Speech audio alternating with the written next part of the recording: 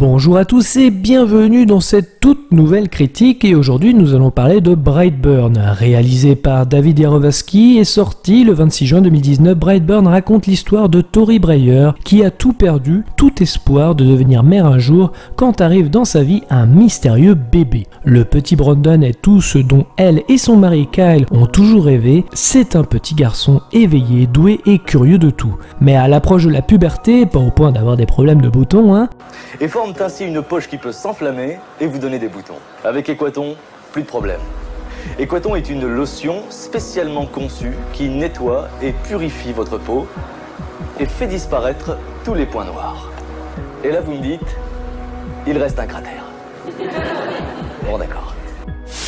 Car ces problèmes vont un peu au-delà, vous vous en doutez, quelque chose aussi puissant que sinistre se manifeste en lui. Bon, je vous vois devenir les deux du fond. Non, on ne parle pas du corps qui change ou de la sexualité, quoique le film y fait parfois référence, mais non, on parle plus de pouvoir de super-héros. Bon, je vous cache pas qu'il s'agit plus d'un délire de producteur qu'autre chose, en effet, si vous associez les deux genres... Vous n'êtes pas un homme, Ah non, je sais pas ce qui vous fait dire que je suis un homme, mais je ne suis pas un homme. Votre apparence? Ah bon? Ah bah il faut pas confondre identité de genre et expression de genre, sinon on va déjà mal partir. Oui, enfin, pas celui-là, mais si vous associez les deux genres de films, à savoir les super-héros et épouvante, deux genres qui ont le vent en poupe, bah forcément, on se dit que ça va cartonner. Sony sent forcément l'opportunité de faire du buzz, notamment sur le fait que la Fox repousse à une date indéterminée les Nouveaux Mutants, qui devait à la base initier le mariage des deux genres. Un film de gun donc, enfin pas l'arme à feu, quoique le film évoque ces choses-là, mais on y reviendra. Mais c'est bien le nom du producteur et réalisateur des Gardiens de la Galaxie, mais écrit par son frère Brian, mais aussi son cousin Mark Gunn. On parle donc d'un Superman méchant. En voilà une idée. Pas originale, puisque les comics Red Son existent sur cette idée d'un Superman en URSS. Pourquoi pas reprenant une écriture identique, voire même des plans identiques sur ce début d'histoire, ce n'est pas si idiot que ça, et notre âme de geek attise grandement la curiosité. Mais j'avais une question quand je suis allé voir le film. Quel est le message porté par celui-ci? Car Superman évoque souvent sa légitimité à être parmi les humains, parmi nous, offrant un parallèle à cette immigration des États-Unis, mais aussi un symbole religieux qui plane sur cette histoire. Un enfant venant du ciel, ayant des pouvoirs, essayant d'apporter l'espoir sur l'humanité. Avouez que remplacer Clark par Jésus, on comprend facilement de quoi il est question. Dans Brightburn, on tourne plus sur le mal-être adolescent. Et je dois avouer que même si dans l'exécution du film c'est assez bien écrit et mis en scène, ce n'est malheureusement pas trop développé. En effet, le film pouvait proposer cet angle d'attaque sur le fait que l'humanité soit justement cette dépression qui engage ce jeune être à ne plus vouloir ou avoir envie de sauver le monde, peut-être même à le détruire. Il y avait matière à en faire une œuvre pessimiste, voire même avant-gardiste sur ce genre de sujet. Attention, il traitera tout de même de quelques points similaires, mais c'est assez expéditif. Et malgré le genre de cap sans les épées, pour rappel, le film ne fait que 1h30.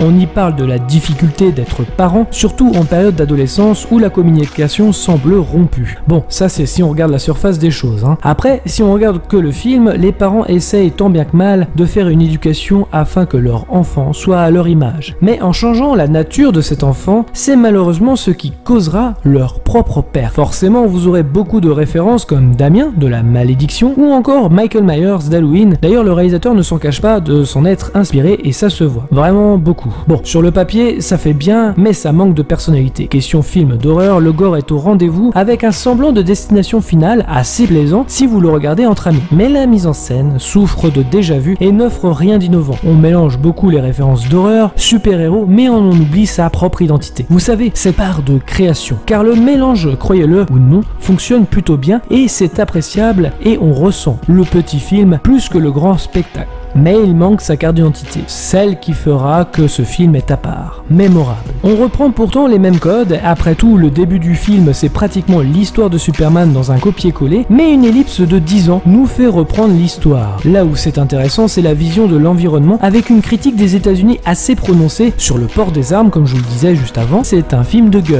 On montre une scène où Brandon a le jour de son anniversaire un fusil en guise de cadeau, pour vous dire que ce genre de choses brille par sa banalité. Autre fait, les l'école semble totalement dans un autre monde concernant leurs élèves, ce qui crée un fossé sociétal assez important. Et je trouve que ce sont les points forts et les points les plus réussis du film. Le contexte, même si je considère toujours que ces éléments auraient dû être creusés pour faciliter le basculement du jeune garçon. Car oui, au risque de vous décevoir, c'est plus son vaisseau et ses origines qui le feront basculer. Presque possédé, c'est là qu'il conduira ses actions. Une scène qui semble même la plus réussie en tout point, même créative pour le coup, presque un semblant d'identité, c'est une scène à l'école lorsque les parents adoptifs de Brandon sont convoqués compte tenu d'un comportement inapproprié envers une jeune fille. Cette scène représente l'aveuglement d'une mère face aux actes de son enfant. L'absence de son illustre parfaitement l'état d'esprit de la maman de Brandon, à savoir qu'elle ne veut rien écouter. Mais la naïveté et le fonctionnement du monde de Brandon le conduisent vers ce fameux côté obscur. Même si je pense que cela aurait dû être plus développé, on peut comprendre le basculement. Un père lui évoque la complexité de la sexualité, va lui donner envie de plaire à une jeune fille, mais son côté maladroit le fera passer pour un obsédé qui se fera moquer, puis l'effet boule de neige s'enchaîne simplement. Finalement, beaucoup de problèmes de communication qui feront que ce basculement sera inévitable. C'est d'ailleurs cette conversation avec son papa sur la puberté qui sonne comme très maladroite, mais également la non-communication des parents concernant cette possession qui feront que cet être sera irritable et un vilain. Bien évidemment, des erreurs vont s'enchaîner côté humain qui accroîtront la force de Brandon sur ses actions et même sa volonté de faire le mal. Une fois cette première partie terminée, à savoir les 45 premières minutes, le basculement effectué, on se retrouve presque dans un slasher classique. Cela reste efficace mais n'invente rien pour autant, même si les pouvoirs de Brandon donnent quelque chose en plus à l'imagerie et en mise en scène.